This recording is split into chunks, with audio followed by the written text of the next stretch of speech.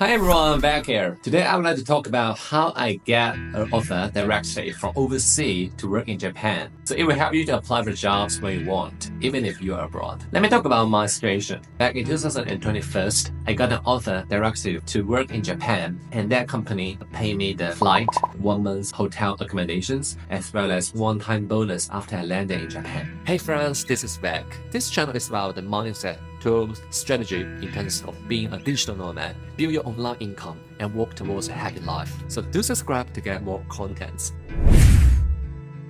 Back in 2021, I worked in Shenzhen, China, and at the moment, I was planning to go overseas, so I began to look for jobs. At the beginning, I looked for many countries' jobs because actually in my heart, I just want to work in a different environment, to work overseas so that I can enjoy different cultures as well as get high pay. The first thing I want to talk about is to do a market research. I realized that countries like Japan, Germany, New Zealand, Australia are very in short of people. If you apply for these countries, it's more likely that the companies overseas are motivated to hire someone. You will need to know hiring someone overseas is very troublesome. Usually, you not only need to pay the visa, the hotel, the flight, but also you need to pass the government's documents and qualifications. If the country that you're going are more like in search of the talents of your kind, or they are looking for manpower, for example, Japan, if you are 49 years old, you are younger than half of the population in the whole country. And they're really in search of talents who are talented and who can use both languages. Germany, France, New Zealand. Go to these countries, they are looking for talents. For those countries, they are more for job creators, such as China, Thailand, Mexico. These places are for job creators, are for entrepreneurs. So that's not ideal. There are too many people there.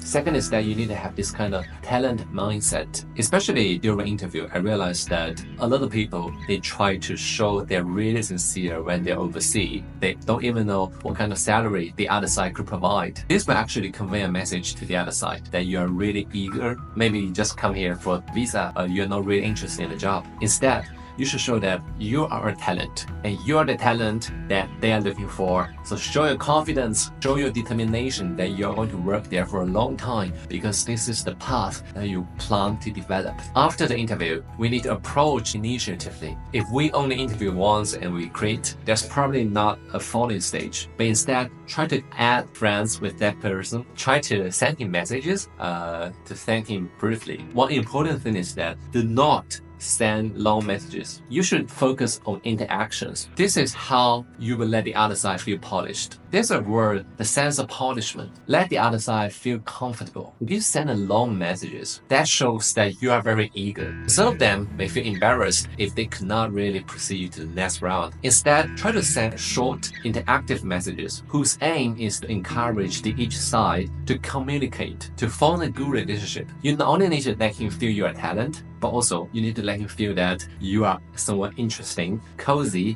that he or she is planning to work with. The overseas hiring is usually long, especially if you are from abroad, considering the visa process. These fees are not paid by the interviewers. It's paid by the company, but we need to let the other side feel comfortable. Third, make use of HR and headhunting. Many people, they try to search for the small companies, but that may be a wrong decision because it is only the big companies, the international companies, they are very familiar with the international hiring process and they have the time, patience, and enough resources to hire someone internationally. It's called relocation, whether in this company or hire from outside. HR and headhunters are actually our friends during the interview. Many people, they place themselves against the human HR. They try to hide themselves, sometimes not correct things. You know, for the KPI of human resources, it's probably the time that you can arrive in position, the ratio that you pass the probation. If designed elegantly, their KPI are not relevant to how much salary you get. For my situation, after I got the offer, the HR tried to increase my salary a little bit. Anyway, the money is not from her. Also, headhuntings. Headhuntings are especially important if we try to find an offer overseas. The process of headhunting is that the company have a job that find hard to find candidates. Thus, they separate it to the headhunting agencies. And remember, usually those companies of the international have enough resources will hire this kind of HR or headhunting agencies and also give you the chance for visa sponsorship. Moreover, headhunters, they usually have a lot of good offers. and they will eventually have meetings with the HR or the hiring manager in that company around maybe 25 minutes or 30 minutes to talk with them, to recommend them a series of candidates. So you can imagine that's much better than you to send your resume to them, and maybe your resume is wasted during the process. Headhunting personalities are usually very smart, challenging type. If you can build a good relationship with them, they will not only not charge you, but also in the future, when you were about to change job again, if you test them, they will actually share more info with you, which is very helpful.